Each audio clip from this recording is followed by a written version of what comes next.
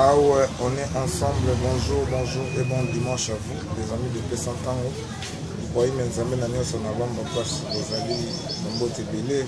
Nous sommes en train de lutter Mao, c'est vrai que moi je suis de London, parce que vous allez pour ma famille, Mao lutter.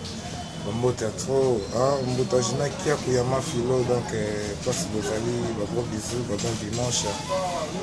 Malou Bombo, Modoko Fabo, c'est Panzu.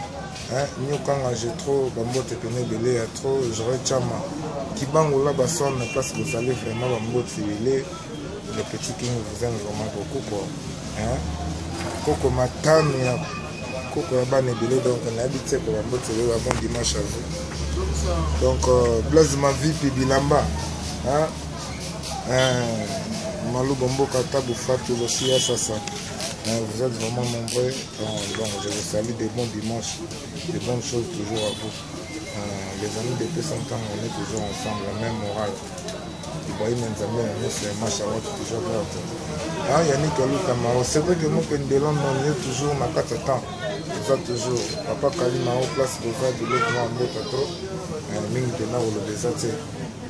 Salam Pene Belé toujours quand on peut s'entendre, on est toujours ensemble.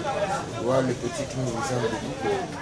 Votre artiste est toujours là. Je vous aime beaucoup. Bonne intermède, notre match à votre toujours. Bon dimanche. Bye bye.